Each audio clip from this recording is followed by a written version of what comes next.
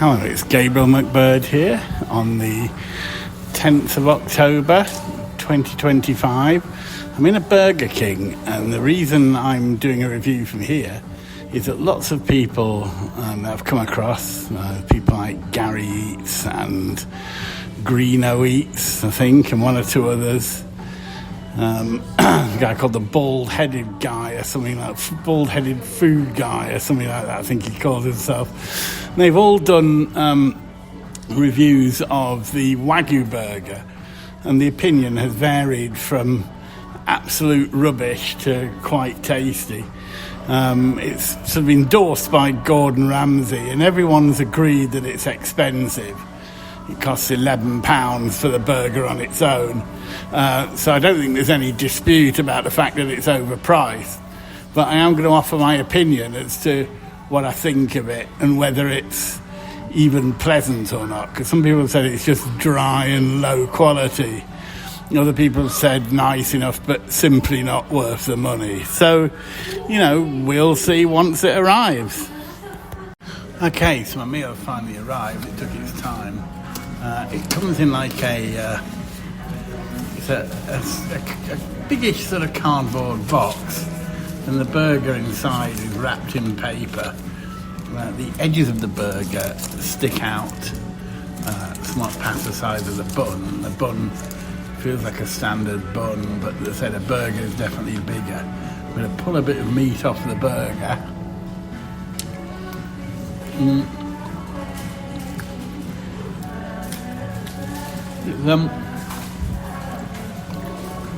Quite a coarse-grained burger. Slightly sweet sort of meat.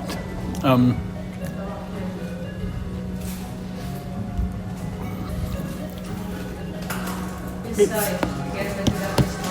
not mega flavourful, but it tastes a little bit better than the ordinary bun. But at £11 it wants to. So I'm going to have one bite of it and see what I think.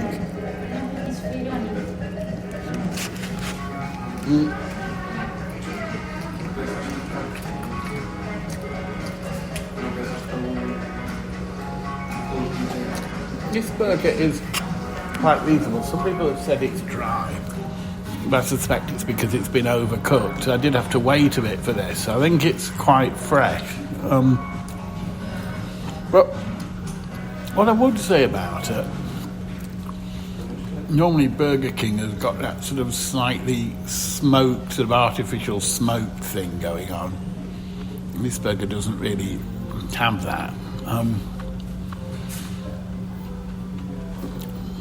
I think it's a reasonable quality burger, but it lacks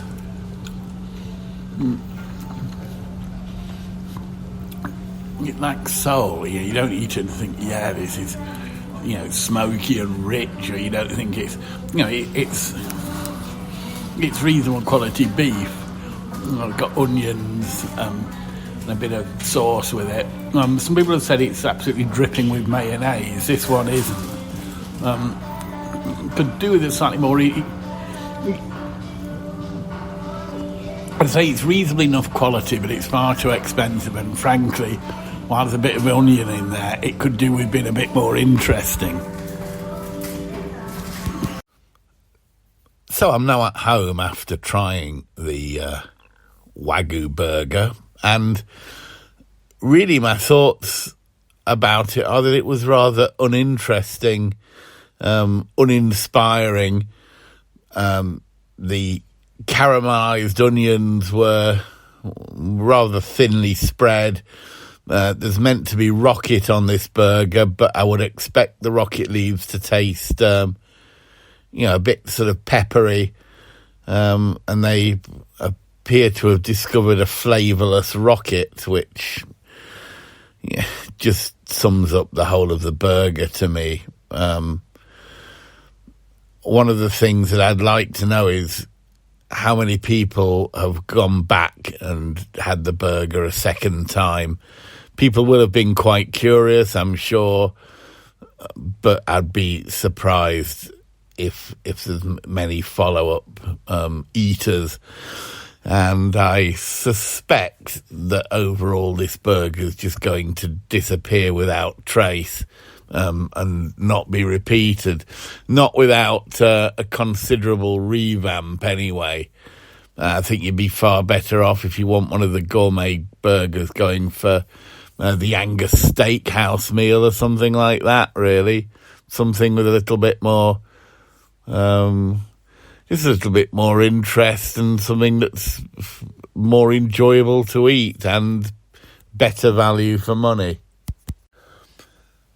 So I've got to mark the Burger King Wagyu burger, and I think given its lack of inspiration, its high price, I think it's hard to... I can't really give it more than a 5 out of 10. And as I've said, I'm sure once this run comes to an end, it'll disappear without trace, unless it's dramatically improved.